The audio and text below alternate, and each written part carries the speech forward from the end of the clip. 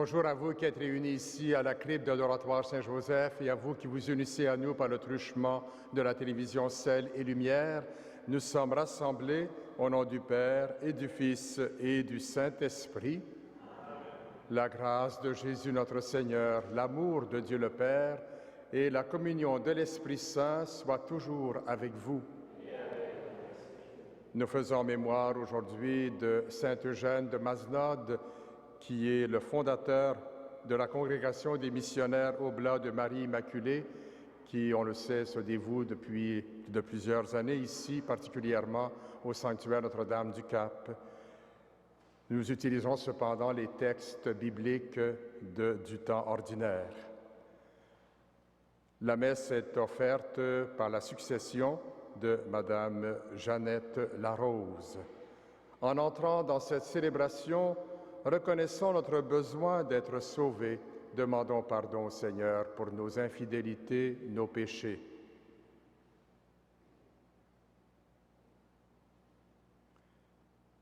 Seigneur Jésus, envoyé par le Père pour être livré aux mains des hommes, prends pitié de nous. Ô Christ venu dans le monde pour révéler l'amour tendre et miséricordieux du Père, prends pitié de nous. Seigneur élevé dans la gloire du Père, d'où tu accompagnes tous les enfants de Dieu, prends pitié de nous.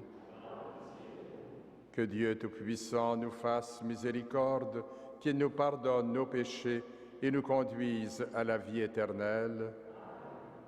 Prions le Seigneur.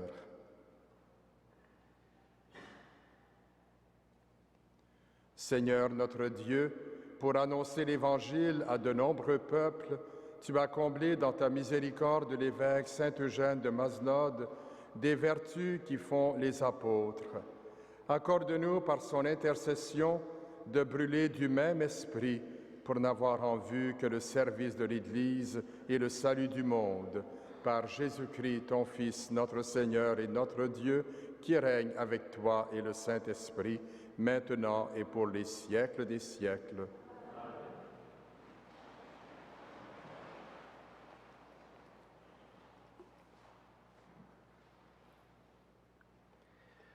Lecture du livre de Ben Sirac le Sage.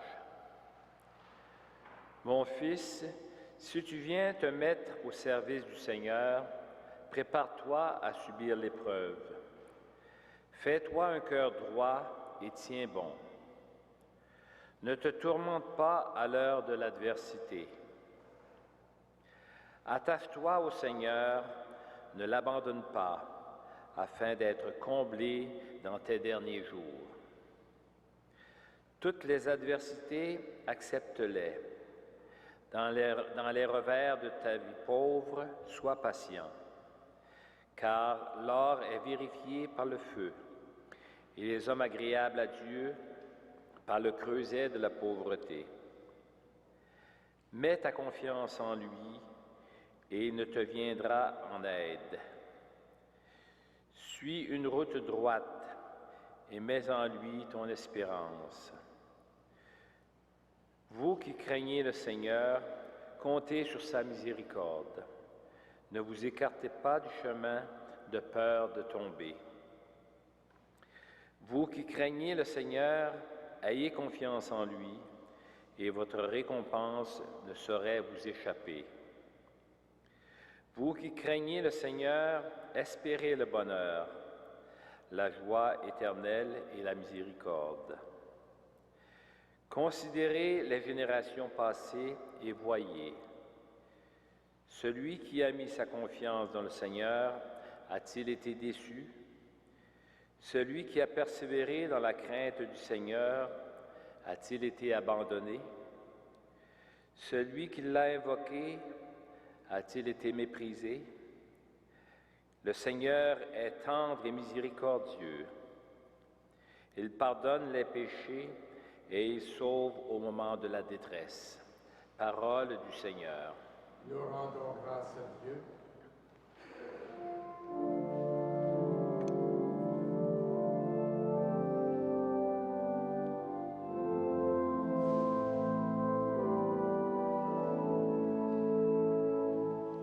Remets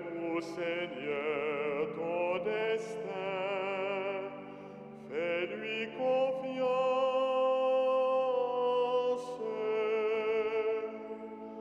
Remets au Seigneur ton destin, fais-lui confiance.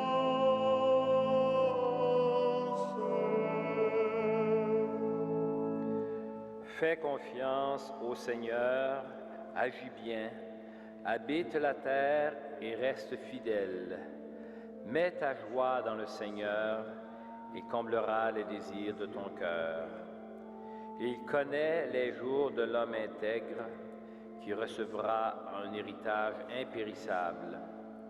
Pas de honte pour lui au mauvais jour. Au temps de famine, il sera rassasié. Évite le mal, fais ce qui est bien, et tu auras une habitation pour toujours. Car le Seigneur aime le bon droit, il n'abandonne pas ses amis. Le Seigneur est le salut pour les justes, leur abri au temps de la détresse. Le Seigneur les guide et les délivre, car ils cherchent en lui leur refuge. Remets au Seigneur ton destin, fais-lui confiance.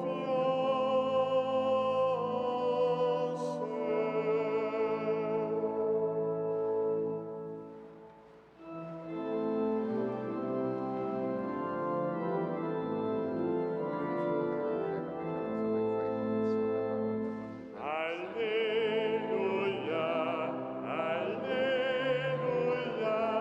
Alléluia. Notre seule fierté, c'est la croix du Seigneur. En lui, le monde est crucifié à nos yeux, et nous aux yeux du monde. Alléluia, Alléluia, Alléluia.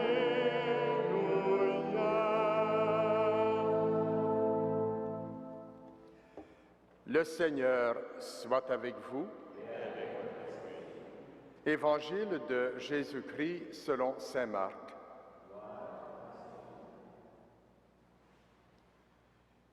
Jésus traversait la Galilée avec ses disciples et il ne voulait pas qu'on le sache, car il les instruisait en disant: « Le Fils de l'homme est livré aux mains des hommes, ils le tueront et 3 jours après sa mort, il ressuscitera. » Mais les disciples ne comprenaient pas ces paroles et ils avaient peur de l'interroger.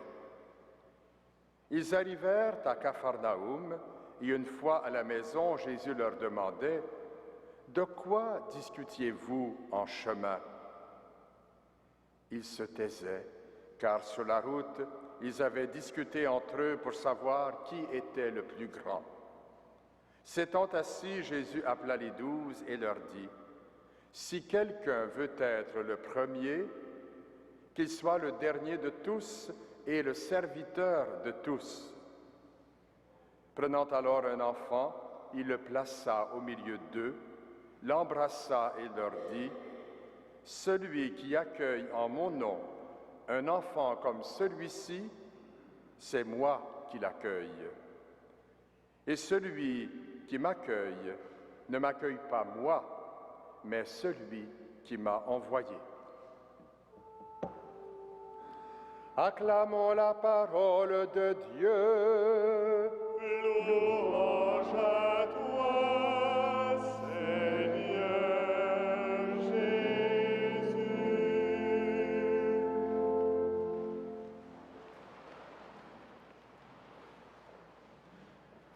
Frères et sœurs dans la foi, réunis ici à l'oratoire, chers téléspectateurs et téléspectatrices du réseau de télévision Sel et Lumière.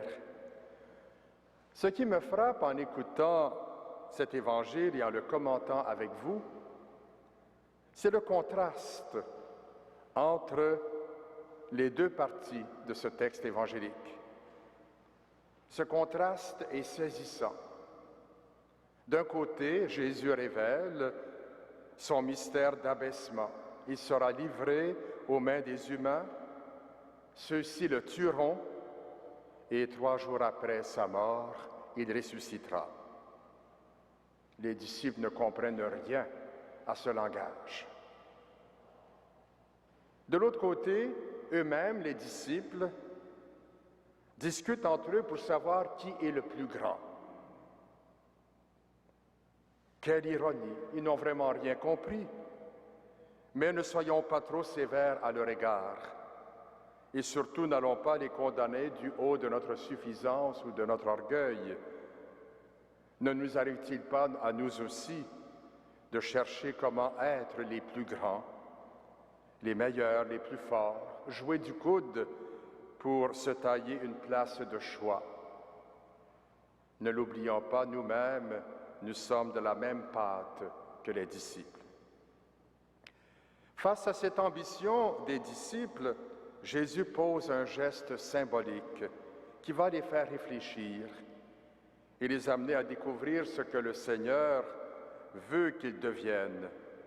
Il place un enfant au milieu d'eux et leur montre ce qui doit être le centre de leur vie, non pas la force, la grandeur, le pouvoir, mais la fragilité. Bien plus, il s'identifie à l'enfant en disant « Celui qui accueille en mon nom un enfant comme celui-ci, c'est moi qui l'accueille. » Posons-nous la question, où le trouverons-nous cet enfant? D'abord en nous-mêmes.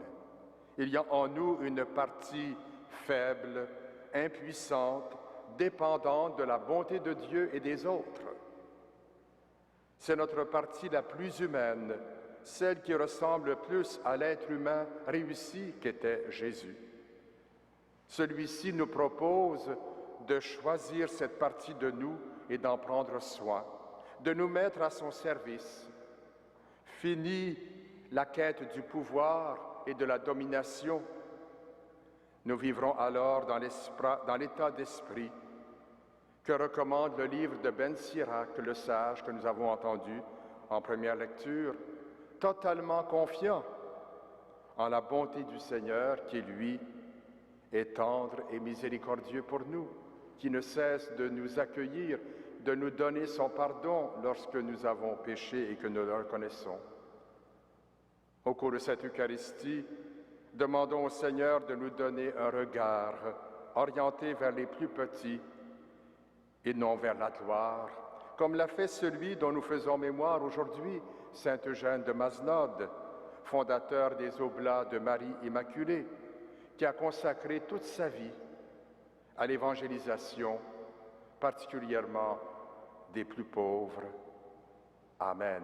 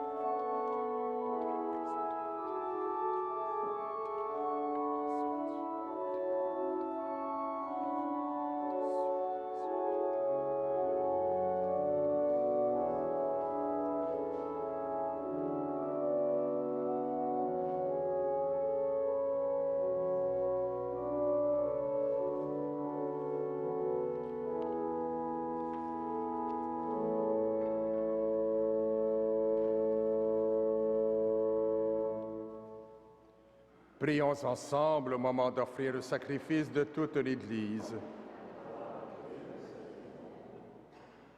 Accepte, Seigneur, les dons que nous te présentons en la fête de Saint Eugène de Mazenod. Ravive en nos cœurs le feu de ta charité pour qu'à l'offrande eucharistique, nous sachions unir le don de toute notre vie par Jésus le Christ, notre Seigneur. Le Seigneur soit avec vous. Élevons notre cœur. À cause de l'amour de son Père, Jésus a accepté de devenir le plus humble des enfants de la terre. Rendons grâce au Seigneur notre Dieu. Vraiment, il est juste et bon de te rendre gloire, de t'offrir notre action de grâce toujours et en tout lieu, à toi, Père très saint, Dieu éternel et tout-puissant, car tu es glorifié dans l'assemblée des saints. Lorsque tu couronnes leurs mérites, tu couronnes tes propres dons. Dans leur vie, tu nous procures un modèle, dans la communion avec eux, une famille, et dans leur intercession, un appui, afin que, soutenus par cette foule immense de témoins, nous courions jusqu'au bout l'épreuve qui nous est proposée et recevions avec eux l'impérissable couronne de gloire par le Christ notre Seigneur. C'est par lui que les anges célèbrent ta grandeur, que les esprits bienheureux adorent ta gloire, que s'inclinent devant toi les puissances d'en haut et tressaillent d'une même allégresse les innombrables créatures des cieux. À leur hymne de louange, laisse-nous joindre nos voix pour chanter et proclamer.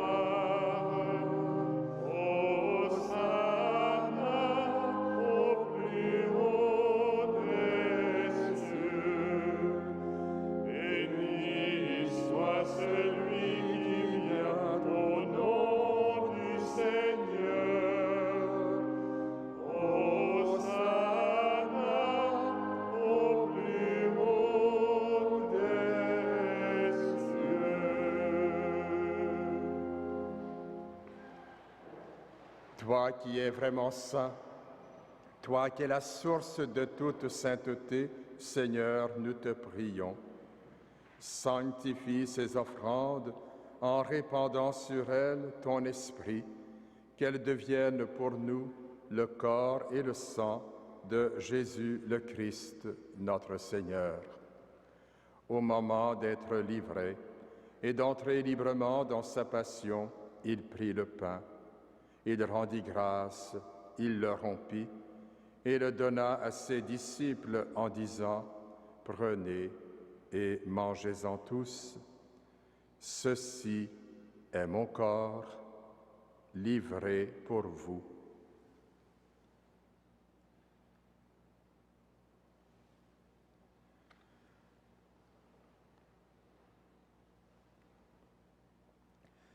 De même, à la fin du repas, il prit la coupe.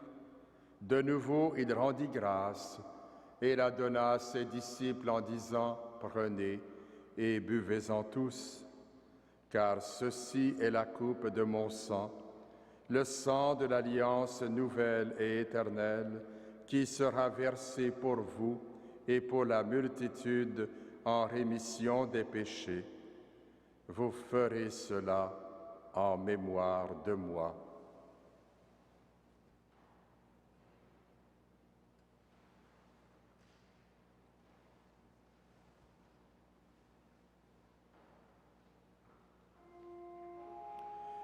Il est grand le mystère de la foi.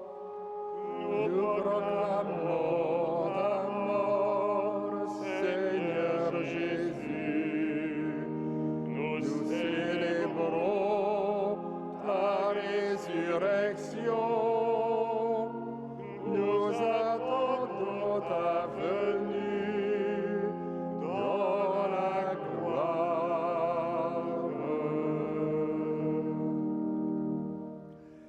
Faisant ici mémoire de la mort et de la résurrection de ton Fils, nous t'offrons, Seigneur, le pain de la vie et la coupe du salut, et nous te rendons grâce car tu nous as choisis pour servir en ta présence.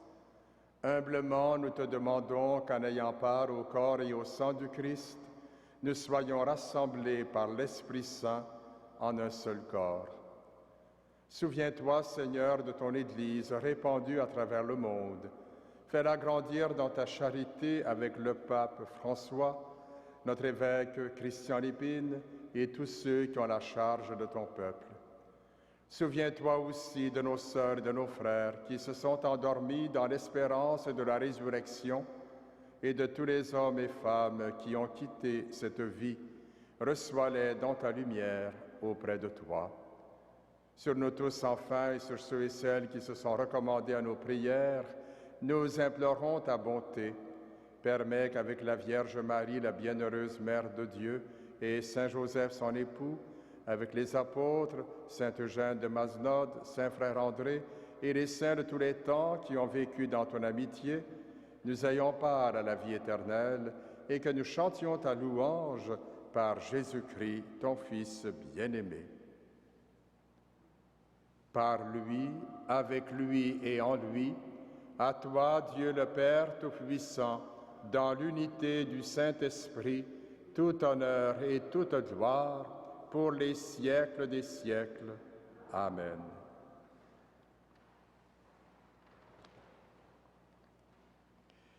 Prier comme un enfant, c'est dire en toute confiance les mots mêmes que Jésus nous a appris. Disons ensemble, « Notre Père qui es aux cieux, que ton nom soit sanctifié, que ton règne vienne, que ta volonté soit faite sur la terre comme au ciel. Donne-nous aujourd'hui notre pain de ce jour. Pardonne-nous nos offenses, comme nous pardonnons aussi à ceux qui nous ont offensés. Et ne nous soumets pas à la tentation, mais délivre-nous du mal. Délivre-nous de tout mal, Seigneur, et donne la paix à notre temps. Par ta miséricorde, libère-nous du péché, rassure-nous devant les épreuves en cette vie, où nous espérons le bonheur que tu promets et l'avènement de Jésus-Christ, notre Sauveur. Car c'est à toi qu'appartiennent le règne, la puissance et la gloire, pour les siècles des siècles. Seigneur Jésus-Christ, tu as dit à tes apôtres, « Je vous laisse la paix, je vous donne ma paix. » Ne regarde pas nos péchés, mais la foi de ton Église. Pour que ta volonté s'accomplisse, donne-lui toujours cette paix et conduis-la vers l'unité parfaite, toi qui règnes pour les siècles des siècles. Que la paix du Seigneur soit toujours avec vous. Agneau de Dieu qui enlève le péché du monde, prends pitié de nous. Agneau de Dieu qui enlève le péché du monde, prends pitié de nous. Agneau de Dieu qui enlève le péché du monde, donne-nous la paix.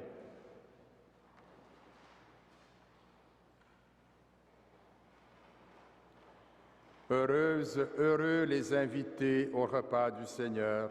Voici l'agneau de Dieu qui enlève le péché du monde. Seigneur, je ne suis pas digne de te recevoir, mais dis seulement une parole et je serai guéri. Que le corps et le sang de notre Seigneur Jésus-Christ nous gardent pour la vie éternelle. Amen.